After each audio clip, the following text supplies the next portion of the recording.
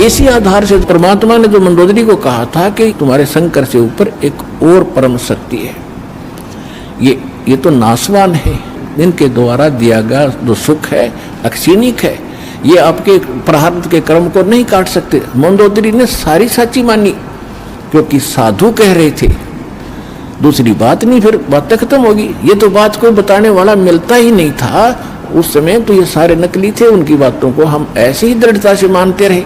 अब मंदोदरी ने फिर वो लंकापति रावण को सुनाना चाहा। रावण के अंदर तक गोबर भरा था अहंकार शक्ति का, शंकर भगवान की पूजा करके सिद्धियां प्राप्त कर रखी थी। वो क्या करेगा कि जब ये श्री कृष्ण रूप में जाएगा और फिर ये क्या करेगा बाद में मृत्यु के उपरांत, एक राजा को दर्शन दे करके जगन्नाथ का मंदिर बनवाना चाहेगा अपनी महिमा बनाए रखने के लिए। तो उस पुरी के स्थान पर जो जगन्नाथ मंदिर बनवाओगा उसको समुद्र इस प्रतिशोध में नहीं बनने देगा कि इसने मेरी बेइज्जती की थी तीर दिखा के राम रूप में, इसका प्रतिशोध लेगा, वो मंदिर न बनने नहीं देगा, बार बार तोड़ेगा। आप उसका मंदिर बनवाना, क्योंकि बच्चे हट कर लेते हैं तो वो मानते नहीं है, तो इसलिए वो कह रहा था जी आप दया करिए, मानेगा नहीं। तो परमेश्वर ने कहा था तथास्तु। और भी कई चीजें कही थी कि दूसरा ये मांगा था कि 3 युगों में जीव थोड़े पार करना, क्योंकि परमात्मा ने कहा था कि मैं कलयुग या तेरे नीचे के लोकों में जाऊंगा और तूने सबको मिसगाइड कर रखा है, सच्चा भगवान सच्चा ज्ञान छुपा रखा है, मैं सच्चाई बताऊंगा और सबको ज्ञान दूंगा, ऐसी भक्ति और नाम दूंगा, सभी तेरे लोक से पार होकर सतलोक जाएंगे।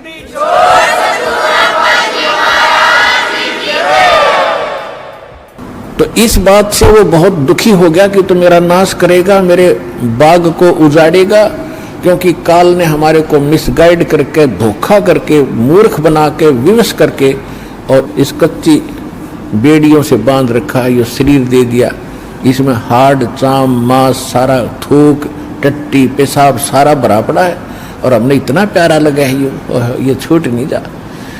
परमात्मा कहते इतना बढ़िया शरीर दूंगा, वहां जाकर ना नाड़ी होगी ना नस होगी ना कोई बीमारी ना हारी ना कोई बीपी हाई ना लो होगा।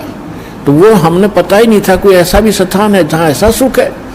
तो परमात्मा ने कहा था तूने क्या हाल कर रखा उन बच्चों का सारा, कोई गधा बना दिया कोई कुत्ता बना दिया, और जो मनुष्य वो कौन से सुखी हैं, उनको ऐसा ज्ञान दूंगा और ऐसा मंत्र दूंगा वो यहाँ भी सुखी होंगे, मेरे साथ सतलोक जाएंगे।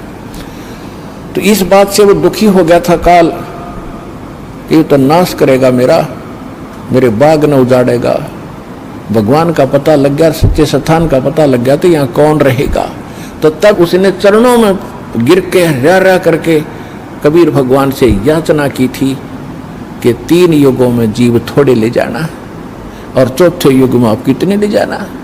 और फिर ये पुल बनवाने का, जगन्नाथ के मंदिर को बनवाने का ये भी प्रॉमिस करवाया था। जब उसने सारा परमात्मा ने प्रतिज्ञा कर ली थी तो फिर ये खलनायक है, ये विलियन है, धोखेबाज और ठग है, इसने तुरंत अपना आंखें बदल ली और कहा जाओ जोग जीत संसारा जीव न माने कहा तुम्हारा।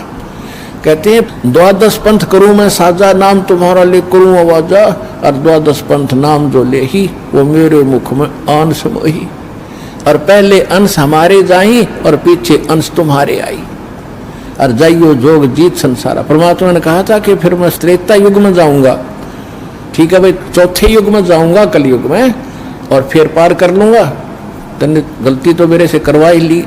वैसे मालिक ने गलती नहीं की, दाता को पता था कि सतयुग त्रेता द्वापर में ये दुखी नहीं होंगे, और जब तक जीव दुखी नहीं होगा इतना भगवान नहीं पहचान सकता।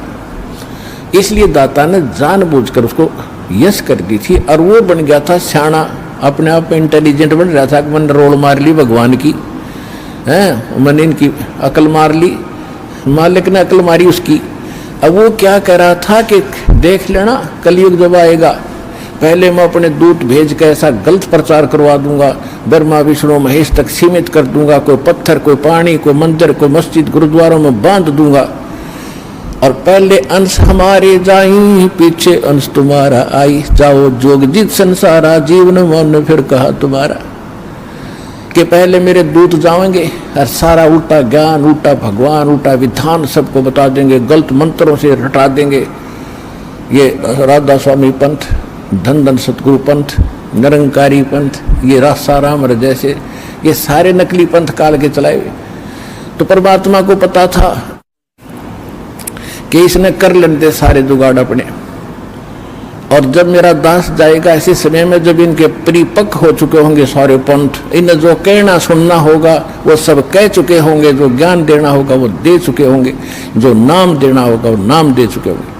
और जब मेरा दास जाएगा वो प्रमाणित करके दिखाएगा कि सच्चाई ये है, झूठ ये है, तो 2 मिनट में मेरे बच्चे मुझे पहचानेंगे और मेरे पास आ जाएंगे।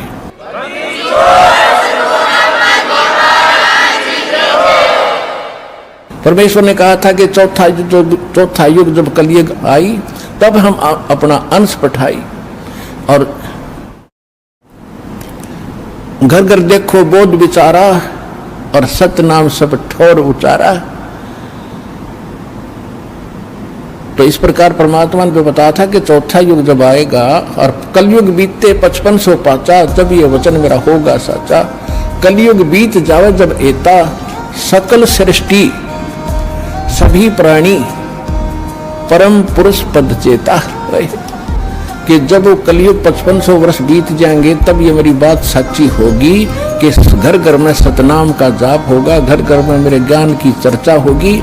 लेकिन ये उस समय सच्चा होगा जब कलयुग 5505 बीत जाएगा और उस समय सभी को पता होगा कि एक परम पद है। कौन सा? गीता अध्याय नंबर 18 के श्लोक नंबर 62 में, जिसके विषय में कहा कि अर्जुन तू सर्वभाव से परमेश्वर की शरण में जा, उसकी कृपा से ही तू परम शांति को और सनातन परम धाम को, शाश्वत स्थान को प्राप्त होगा। गीता अध्याय नंबर 15 के श्लोक नंबर 4 में कहा कि तत्वदर्शी संत की प्राप्ति के उपरांत उस तत्व ज्ञान से इस अज्ञान को काटकर उसके पश्चात परमेश्वर के उस परम पद की खोज करनी चाहिए, जहां जाने के बाद साधक कभी लौटकर संसार में नहीं आते।